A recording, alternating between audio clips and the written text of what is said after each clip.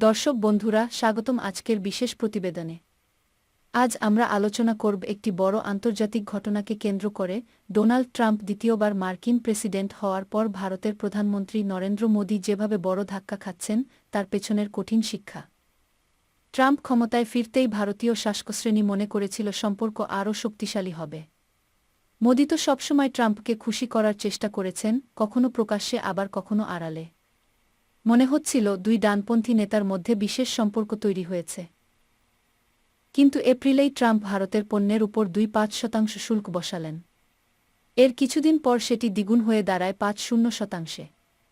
ফলে ভারতের বহু রপ্তানি পণ্য যুক্তরাষ্ট্রের বাজারে আর প্রতিযোগিতামূলক থাকছে না। যুক্তরাষ্ট্রের যুক্তি, ভারত রাশিয়ার কাছ থেকে সস্তায় তেল কিনে মুনাফা করছে। কেবল বাণিজ্য নয়, ভূরাজনীতিতেও অপমানের মুখে পড়েছে ভারত। বন্ধুরা, ভিডিওটি ভালো লাগলে ইউটিউবে সাবস্ক্রাইবই করতে ভুলবেন না। ফেসবুক পেজে লাইক ফলো করে রাখুন, তাহলে নতুন ভিডিও আপলোড হলেই সবার আগে দেখতে পারেন। পেহেলগাম সন্ত্রাসী হামলার পর পাকিস্তানের সঙ্গে যুদ্ধের ঘটনায় ট্রাম্প দাবি করেন তার ফোন হুমকির কারণেই ভারত-পাকিস্তান যুদ্ধ থেমেছে। এতে দুই দেশকে একই কাতারে ঝগড়াটে প্রতিবেশী হিসেবে তুলে ধরা হয়েছে। ভারতের কাছে এটি ছিল অপমানজনক।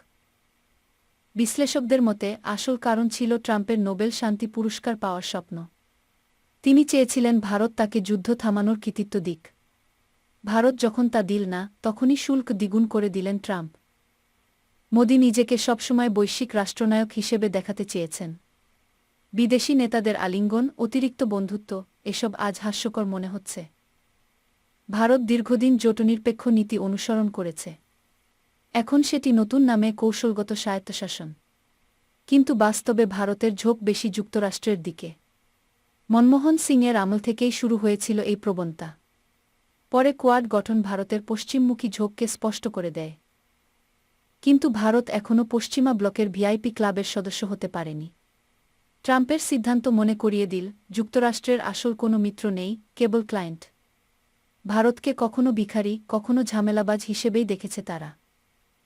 এখন মোদির সামনে কঠিন বাস্তবতা, ভারত যুক্তরাষ্ট্রের সঙ্গে চীনের মতো সমান হতে পারবে না, আবার ইউরোপের মতো মাথা নত করতে পারবে না।